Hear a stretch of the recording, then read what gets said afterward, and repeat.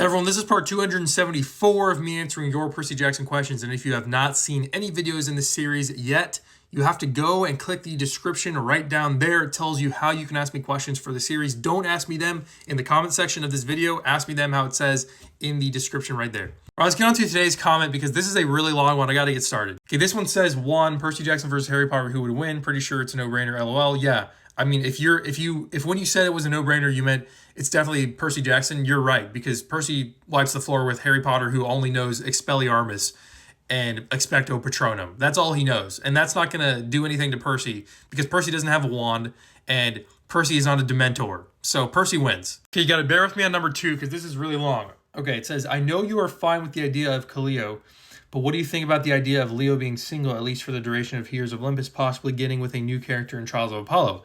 Because in my opinion, getting in a relationship when he already didn't love himself was a cheap way to cure that for him. Like, instead of getting catapulted to Calypso's island, he could have found Grover or literally any Greek mythology character with a bad self-esteem and learned to love himself through them, which could have been a better storyline instead. Not gonna lie, guys, I like the fact that Leo found somebody, especially an immortal who's been on an island for like thousands of years and she couldn't escape, and then he helps her escape, which nobody's ever been able to do before. I like that storyline. However, would Leo have been fine, like, just being the seventh wheel and being by himself forever? Sure. I mean, like, that could have been a good story arc as well. I don't know if it would have been better than the Calypso thing, but, like, I would have been okay either way. Okay, moving on to number 3 now. Favorite unhinged scene from PJO or HOO? I mean, it's got to be the damn joke, right?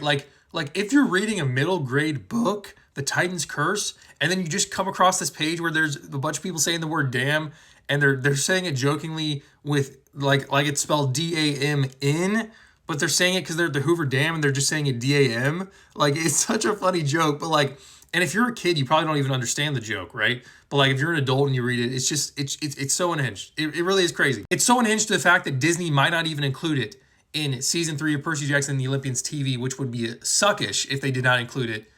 And it would be stupid. I really hope they include it, but they probably won't because it's so unhinged. Can I move on to number 4? It says, I know canonically Apollo children have limited powers, but based on what Apollo is the god of, don't you think they could be OP too? Like, they can light travel instead of shadow travel, also creating light from their hands that is hotter than fire, even being able to inflict pain, then heal, things like that, which could have made them OP, but didn't. Oh yeah, totally. Like, I think light, that would be crazy.